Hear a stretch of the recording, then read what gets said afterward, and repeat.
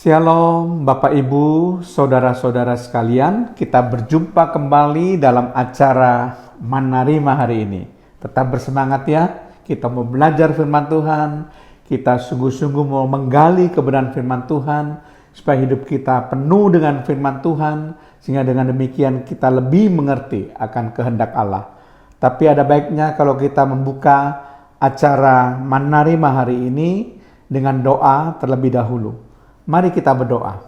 Terima kasih Tuhan kalau kami masih diberi kasih karunia dan anugerah-Mu untuk kami boleh berjumpa kembali dengan acara Manarima hari ini, di mana kami akan belajar renungan firman Tuhan, sekalipun itu adalah renungan firman Tuhan yang singkat, tetapi dapat memperkaya rohani kami.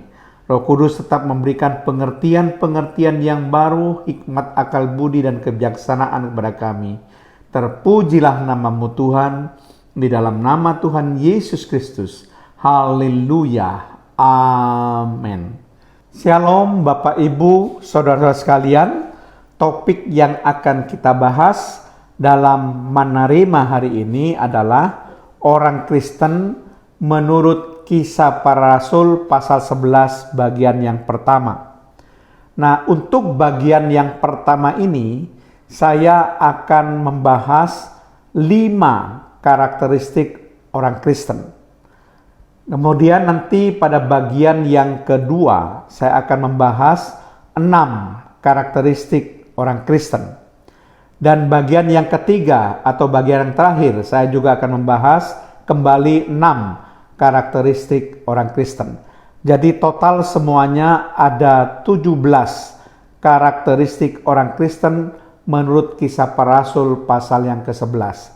Nah, kita akan membahas bagian pertama terlebih dahulu, yaitu kita akan membahas orang Kristen menurut Kisah Para Rasul pasal yang ke-11. Sebutan Kristen itu pertama kali muncul di dalam Kisah Para Rasul 11 ayat yang ke-26 bagian yang B. Di situ dikatakan di Antiokialah murid-murid itu untuk pertama kalinya disebut Kristen.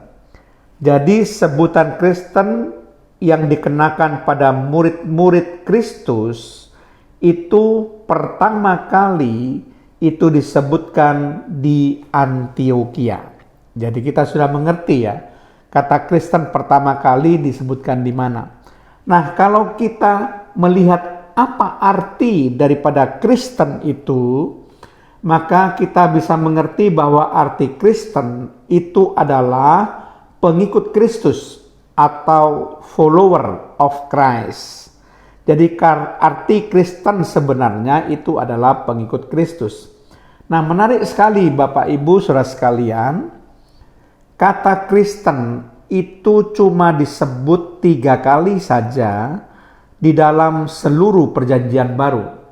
Hanya 3 kali saja.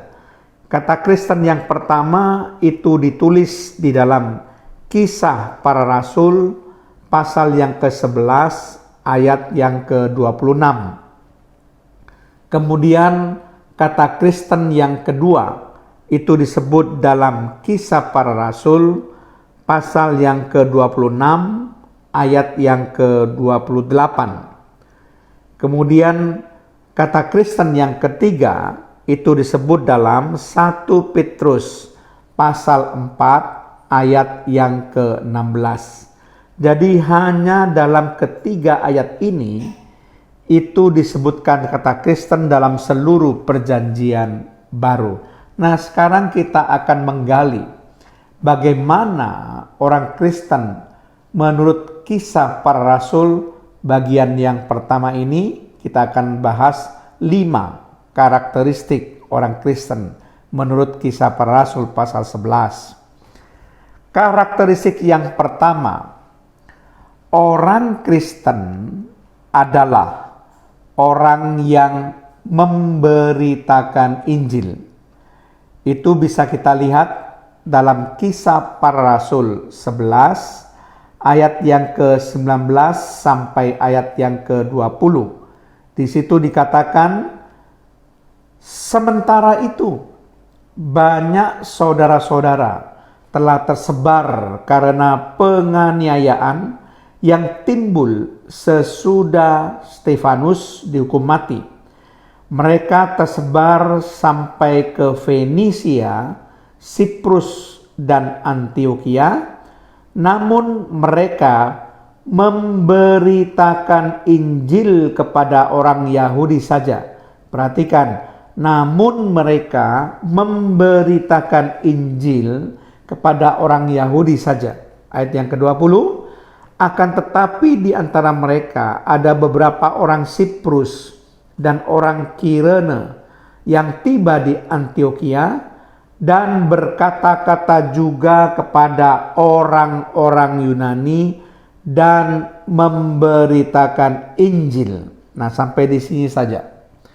Jadi jelas sekali karakteristik yang pertama orang Kristen menurut Kisah Para Rasul pasal 11 ini adalah orang yang memberitakan Injil. Kemudian kita akan melihat karakteristik yang kedua.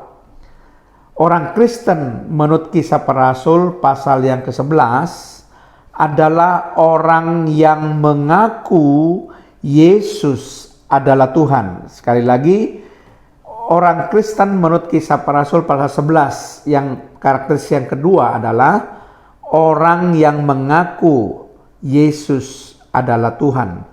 Itu kita melihat di dalam Kisah Para Rasul pasal yang ke-11 ayat yang ke-20. Bagian yang terakhir di situ dikatakan, dan memberitakan Injil bahwa Yesus adalah Tuhan. Jadi mereka memberitakan Injil dan mereka pasti punya keyakinan terlebih dahulu bahwa Yesus adalah Tuhan. Dan inilah supaya orang-orang itu bisa mengaku juga kepercayaan yang sama bahwa Yesus itu adalah Tuhan. Nah, kita akan melihat karakteristik yang ketiga orang Kristen menurut Kisah Para Rasul pasal yang ke-11 adalah orang yang disertai Tuhan. Orang yang disertai Tuhan kita bisa baca dalam Kisah Para Rasul pasal 11 ayat 21 bagian A. Di situ tertulis, dan tangan Tuhan menyertai mereka. Nah, jelas sekali di sini bahwa mereka atau orang-orang Kristen yang disebutkan dalam Kisah Para Rasul ini itu disertai oleh Tuhan. Jadi kemudian kita melihat bahwa bagaimana mereka itu sangat luar biasa sekali di dalam memberitakan Injil karena mereka disertai oleh Tuhan. Penyertaan Tuhan begitu nyata kepada mereka. Tangan Tuhan begitu nyata menyertai mereka. Itu adalah karakteristik yang kedua tentang orang-orang Kristen menurut Kisah Para Rasul pasal yang ke-11. Itu adalah karakteristik yang ketiga tentang orang-orang Kristen menurut Kisah Para Rasul pasal yang ke-11. Nah, kita akan membahas kembali karakteristik yang keempat tentang orang-orang Kristen menurut Kisah Para Rasul pasal yang ke-11. Itu adalah orang yang percaya dan berbalik kepada Tuhan. Sekali lagi, orang Kristen menurut Kisah Para Rasul pasal yang ke-11 adalah orang yang percaya dan berbalik kepada Tuhan. Itu bisa kita baca dalam Kisah Para Rasul pasal yang ke-11 ayat yang ke-21 bagian B. Di situ dikatakan, dan sejumlah besar orang menjadi percaya dan berbalik kepada Tuhan. Perhatikan di sini. Jadi orang-orang yang menjadi Kristen itu percaya dan berbalik kepada Tuhan akibat pemberitaan Injil. Bapak Ibu Saudara sekalian, itulah karakteristik yang keempat tentang orang-orang Kristen menurut Kisah Para Rasul pasal yang ke-11 ini. Nah, kita akan melihat karakteristik yang kelima tentang orang-orang Kristen menurut Kisah Para Rasul pasal yang 11 adalah orang yang bersifat misioner. Sekali lagi, orang Kristen menurut Kisah Para Rasul pasal 11 itu adalah orang yang bersifat misioner. Itu bisa dibaca dalam Kisah Para Rasul pasal yang ke-11 ayat yang ke-22. Di situ dikatakan, maka sampailah kabar tentang mereka itu kepada jemaat di Yerusalem. Lalu jemaat itu mengutus Barnabas ke Antiokhia. Nah, perhatikan kata-kata jemaat itu mengutus Barnabas ke Antiokhia.